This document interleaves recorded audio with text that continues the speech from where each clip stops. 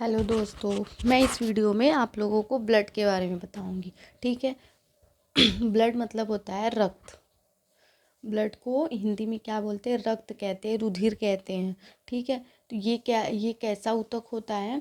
ये एक जो होता है तरल संयोजी ऊतक होता है। ठीक है। तरल संयोजी ऊतक का मतलब क्या है? आपको पता होना चाहिए कि पहले कि ऊतक क्या होता है।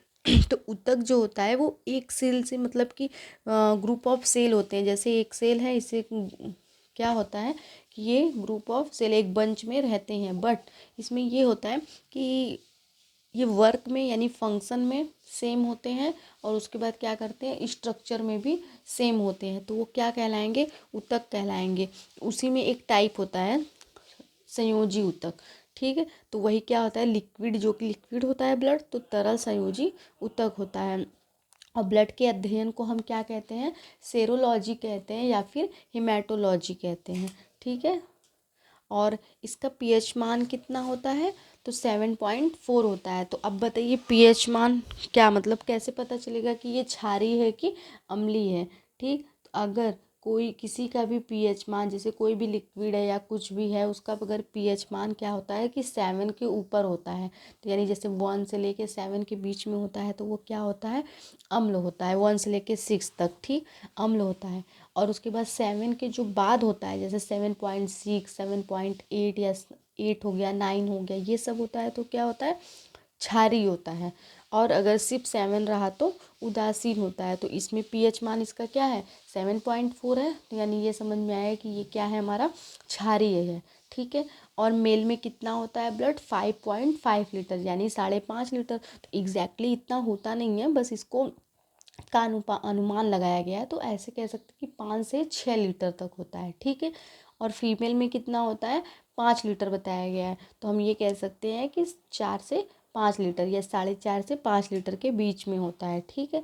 तो ब्लड का निर्माण दो तरह से होता है, एक लीवर में होता है, एक बोन मैरो में होता है। ठीक है। तो लीवर में कब होता है? जब भ्रूण, यानी हम कह देंगे कि भ्रूण में ब्लड का निर्माण कहाँ होता है? लीवर में होता है। और उसके बाद जब जन्म लेते हैं, अब भ्रूण किसको कहते हैं? जैसे कोई भी बच्चा है, अगर 9 महीने मतलब गर्भ में ही है, तो उसको हम क्या बोलेंगे? भ्रूण बोलेंगे। वो चाहे 3 महीने का हो, अगर मतलब कि गर्भ में है तो, या चाहे 3 महीने का हो, चाहे 5 महीने का, चाहे जितने महीने का हो, तो वो क्या हो जाएगा? भ्रूण में हो जाएगा। तो उसमें ब्लड का निर्माण कहाँ होता है? लीवर में होता है। उसके बाद अगर वो पैदा हो जाता है, जिसको शिशु बोलेंगे, या उसके बाद भी कहाँ होता है? बोन मैरो में हो जाता है। ठीक है। अब इसमें क्या है? अब स्टोर, इसका मतलब है कि इसको क्या बोलते हैं कि जैसे ब्लड का स्टोर कहाँ होता है? ब्लड स्टोर कहाँ होता है? तो स्प्लीन में होता है। तो स्प्लीन को हम क्या कहते हैं? और ब्लड बैंक कहते हैं। ठीक है। क्या कहते हैं स्प्लीन को? ब्लड बैंक कहते हैं। इसको याद कर लीजिए। तो ब्लड स्टोर कहाँ होता है? स्प्लीन में होता है। स्प्लीन को क्या कहते हैं? ब्लड बैंक कहते हैं। लेकिन स्प्लीन को एक और चीज़ कहेंगे, ग्रेवयार्ड भी कहेंगे। अब ग्रेवयार्ड क्यों कहते हैं? इसको आरबीसी का ग्रेवयार्ड कहते हैं। ठीक है। स्प्लीन को ही क्या कहते हैं? दो चीज़ कहते हैं, एक ब्लड बैंक कहते हैं, जैसे यहाँ देखिए एक ब्लड बैंक हो गया, और दूसरा क्या बोलेंगे हम इसको? आरबीसी का ग्रेवयार्ड। आरबीसी का कब्रगाह कहते हैं। ठीक है। अब क्यों कहते हैं ये आगे मैं बताऊंगी। ठीक। हीमोग्लोबिन हो गया। अब हीमोग्लोबिन क्या होता है? तो हीमोग्लोबिन के कारण ही क्या होता है? ब्लड का कलर जो होता है रेड होता है। ब्लड का रंग लाल किसके कारण होता है? तो हीमोग्लोबिन के कारण होता है। तो मेल में कितना पाया जाता है? 14 ग्राम प्रति डेसीलीटर, यानी 1 डेसीलीटर में 14 ग्राम हीमोग्लोबिन पाया जाता है, जो कि मेल में होता है। और फीमेल में क्या होता है कि 1 डेसीलीटर में 13 ग्राम पाया जाता है। जब आप चेक करवाते हैं तो आप इसको देखा कीजिए कि मेल में कितना है, फीमेल में है या नहीं। अगर उससे कम है तो उसको और ज़रूरत है खाने पीने की। ठीक। रक्त परिसंचरण की खोज कौन किया था? तो विलियम हार्वे ने किया था।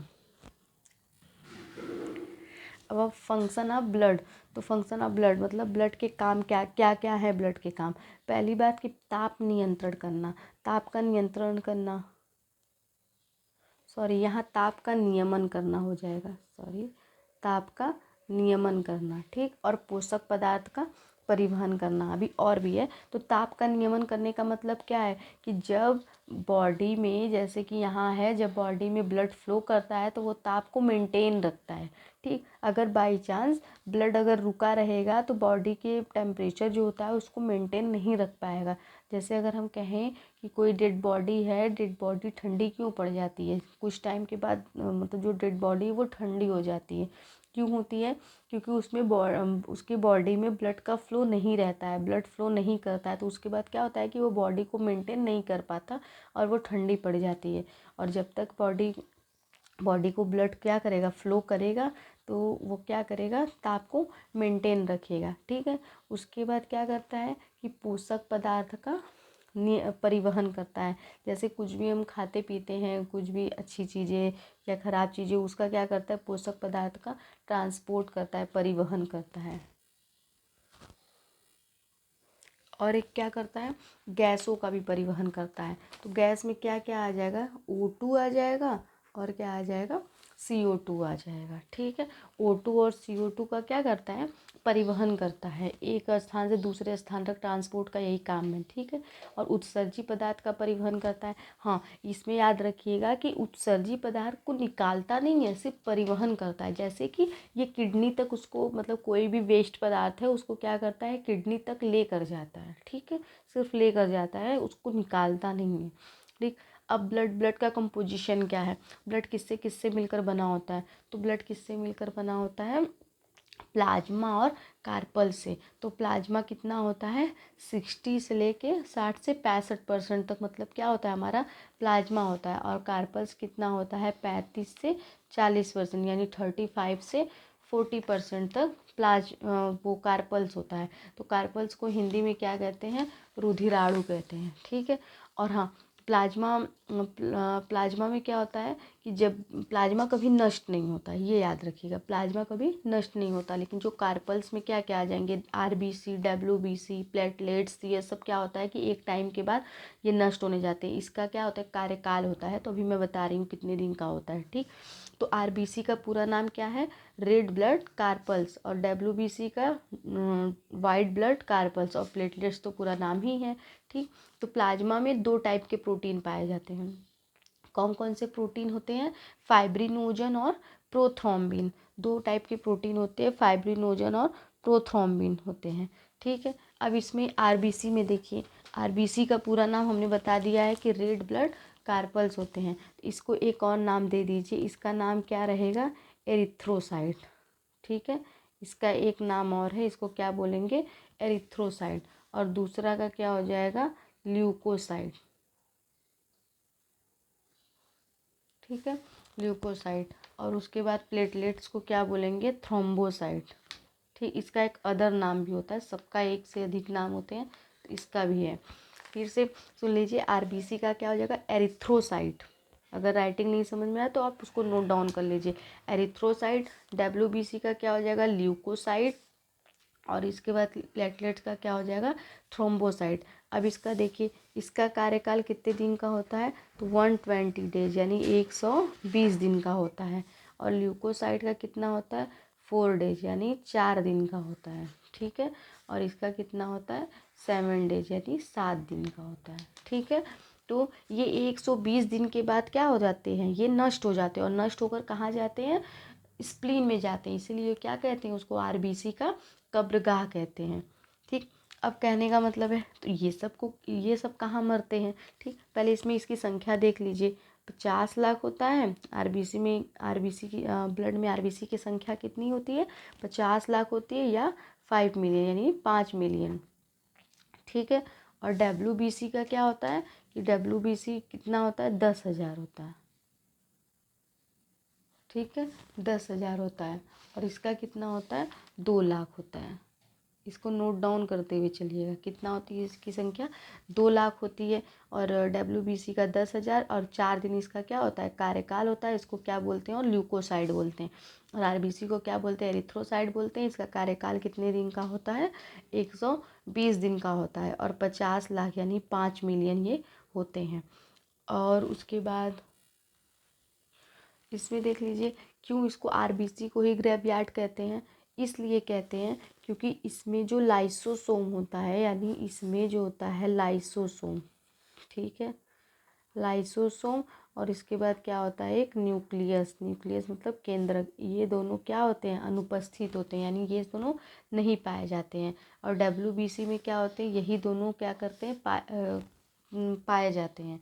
और इसमें क्या होता है कि इसमें केंद्रक तो नहीं पाए जाते, लेकिन क्या अरे हाँ, केंद्रक तो नहीं पाए जाते लेकिन लाइसोसोम पाए जाते हैं। अब कहने का मतलब है कि आरबीसी का ग्रेवयार्ड स्प्लीन को इसलिए कहते हैं कि हमें पता है कि लाइसोसोम क्या है, आत्मघाती थैली है। तो डब्ल्यूबीसी को क्या करता है, ले लेता है। जैसे इसके 4 दिन के बाद मरने के बाद कौन ले लेता है, लाइसोसोम ले लेता है। प्लेटलेट्स वाले को भी ले लेता है, लेकिन आरबीसी में तो लाइसोसोम नहीं पाया जाता, तो इसलिए क्या करता है कब्रगाह मतलब वहाँ स्प्लीन में चला जाता है, ठीक है। तो अब देखिए एरिथ्रोसाइट यानी आरबीसी, इसको हम आरबीसी भी बोल सकते हैं। अब हम सिर्फ आरबीसी के बारे में पढ़ेंगे, ठीक है। तो आरबीसी का आकार कैसा होता है, गोल होता है, ठीक है। आरबीसी का आकार कैसा होता है, गोल होता है। तो हमने पहले ही बता दिया है कि इसको लाइसोसोम क्या हो जाते हैं, नहीं पाए जाते हैं, केंद्रक भी नहीं पाए जाते हैं। या रुधिराणु का कितना % भाग होता है, तो 95% भाग होता है। इसलिए क्या होता है रेड ब्लड का, इसलिए ब्लड का कलर क्या होता है, रेड होता है, ठीक है। अब उसके बाद एक 90%, और हाँ ये भी जान जाइए कि ऊंचाई पर जब कोई जाने लगता है तो जाने पर इसका आकार क्या हो जाता है, बढ़ता जाता है। जैसे कि वायुमंडल अगर हम हैं तो ऊंचाई पर जा रहे हैं तो उसका क्या होगा, आकार भी बढ़ेगा। तो आरबीसी की कमी से कौन सा रोग होता है, तो एनीमिया होता है, एनीमिया होता है, ठीक है।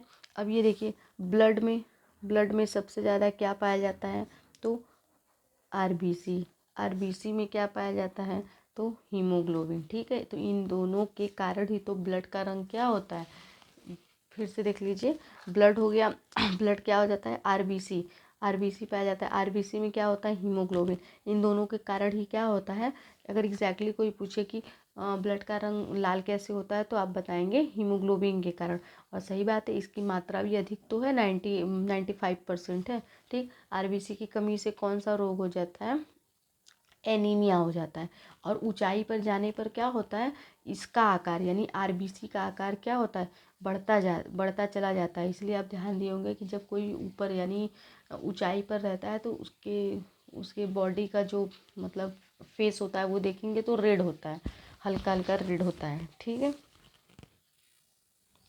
अब यहाँ देखिए ल्यूकोसाइट, अब ल्यूकोसाइट को ही क्या बोलते हैं हम, डब्ल्यूबीसी बोलते हैं, ठीक है। ल्यूकोसाइट को क्या बोलते हैं, डब्ल्यूबीसी बोलते हैं। तो इसका आकार कैसा होता है,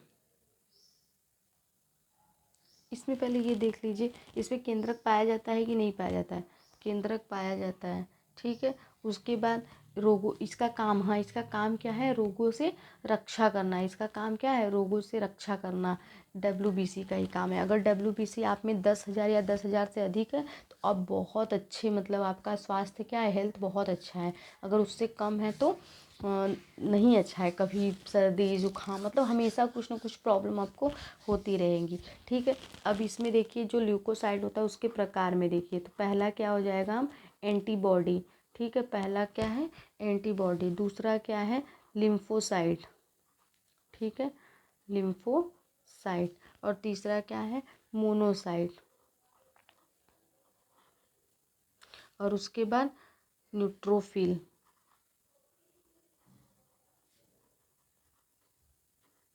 न्यूट्रोफिल है, फिर क्या है इओसिनोफिल्स है, और उसके बाद क्या है बेसोफिल। इसमें देखिए इसका कुछ खास काम नहीं है, ठीक, इसलिए इसके बारे में उतना जानकारी नहीं देंगे, इसका कुछ खास काम नहीं है। लेकिन एंटीबॉडी का क्या काम है, एंटीबॉडी का काम है कि अगर कोई भी बैक्टीरिया हो गया या कोई भी बीमारी अगर अंदर आ रही है तो एंटीबॉडी क्या करता है, इसको सूचना पहुंचाता है। तो इसका काम क्या हो जाएगा, सूचना पहुंचाना, ठीक है, इंफॉर्मेशन देना, यानी सूचना पहुंचाता है। किसको पहुंचाता है सूचना, तो लिम्फोसाइट को, ठीक है, कि अरे देखिए मतलब बीमारी आ रही है, ठीक है, सूचना पहुंचाता है। यहाँ लिख दीजिए लिम्फोसाइट को, याद रहेगा, ठीक है, लिम्फोसाइट को। फिर से अगर आपके एग्ज़ाम में मतलब अगर आपको पता होना चाहिए कि एंटीबॉडी का क्या काम है, कि अगर ब्लड में कोई एंटीजन आ रहा है या कुछ भी बाहर का पार्टिकल्स आ रहा है तो ये सूचना पहुंचाता है, इन्फॉर्मेशन देता है, पहचानता है उसको। उसके बाद लिम्फोसाइट को क्या करता है कि इन्फॉर्मेशन देता है। ठीक है, अब उसके बाद मोनोसाइट का क्या, फिर इसका लिम्फोसाइट का क्या काम है, एक्चुअल में ये क्या करता है, एंटीजन को मारता है। ठीक है, एंटीजन को मारता है। जैसे कोई भी बैक्टीरिया हो गया या कोई बीमारी हो गई तो लिम्फोसाइट क्या करता है, एंटीजन मतलब उसको क्या करता है, लिम्फोसाइट मारता है। तो एक्चुअल में अगर हम कहें तो एंटीबॉडी नहीं मारता है, एंटीबॉडी सिर्फ इंफॉर्मेशन देता है कि हाँ हाँ बीमारी आ गई है। ठीक है, और लिम्फोसाइट का क्या काम है, वो मारता है उसको। और मोनोसाइट का क्या काम है, पहली बात कि हाँ ये आकार में बहुत बड़ा होता है। मतलब अगर इन छहों की माने तो सबसे बड़ा कौन होता है, तो मोनोसाइट होता है। तो ये आकार में बड़ा होता है, ये क्या करता है, बीमारी को खा जाता है। तो यानी खाने का काम कौन करता है, यानी भक्षण का काम कौन करता है, तो ये क्या करता है, भक्षण करता है। इसको अपने साइंस के लैंग्वेज में लिख लीजिए, ये क्या करता है, भक्षण करता है। ठीक, और हमने बता दिया कि इन तीनों का कोई खास काम नहीं है। अब फिर से सुन लीजिए, एंटीबॉडी लिम्फोसाइट को इन्फॉर्मेशन देता है कि हाँ एंटीजन आ गया या कोई बीमारी आ गई है। ठीक, लिम्फोसाइट का क्या काम है, ये एंटीजन को मारता है। और मोनोसाइट का क्या काम है, ये भक्षण करता है। मारने के बाद अब बीमारी उसी में रहेगी तो वो सड़ने गलने लगेगा ना, तो उसको क्या कौन भक्षण कर लेता है, तो मोनोसाइट कर लेता है। ठीक है, अब देखिए ये थ्रोम्बोसाइट, थ्रोम्बोसाइट को और क्या कहते हैं, तो प्लेटलेट्स कहते हैं। थ्रोम्बोसाइट को क्या कहते हैं, प्लेटलेट्स कहते हैं। तो इसका आकार कैसा होता है, उत्तल लेंस। अब उत्तल लेंस पता ही होगा कि बीच में से क्या होता है, ये उभरा होता है। ठीक है, उत्तल लेंस की तरह होता है। इसमें भी केंद्रक क्या करते हैं, नहीं पाए जाते हैं, लेकिन लाइसोसोम पाए जाते हैं। और हाँ इसका मेन काम क्या है, शक्ति प्रदान करता है ये। अगर आपका इसकी संख्या कितनी थी प्लेटलेट्स की, 2 लाख। अगर 2 लाख से ज़्यादा कम हो जाती है तो क्या हो जाता है, सब लोग चल भी नहीं पाते सही से। उसी में क्या होता है, जब डेंगू मच्छर काट लेता है तो उसके बाद ही क्या होता है, प्लेटलेट्स हमारा डाउन होने लगता है। ठीक है, इसका आकार उत्तल लेंस की तरह होता है, इसमें केंद्रक नहीं पाए जाते। तो यानी सब इसको कौन खाएगा, इसका जो कार्यकाल होता है वो 7 डेज का होता है। उसके बाद कौन खाएगा, तो लाइसोसोम। लाइसोसोम को भी तो आत्मघाती की थैली कहते हैं। तो WBC और प्लेटलेट्स को कौन ले लेगा, लाइसोसोम। तो और उसके बाद RBC का कौन रहेगा, स्प्लीन ले लेगा उसका, क्योंकि उसमें केंद्रक भी नहीं पाया जाता और लाइसोसोम भी पाया नहीं जाता। ठीक है, इसके बाद हम आगे का जो रहेगा, क्लॉटिंग ऑफ ब्लड, मतलब ब्लड जमता कैसे, कितना टाइम लगता है, उस प्रोसेस को क्या कहते हैं, तो मैं आप लोगों को नेक्स्ट वीडियो में बताऊंगी। प्लीज़ मेरे चैनल को सब्सक्राइब करें एंड लाइक करें। Thank you so much.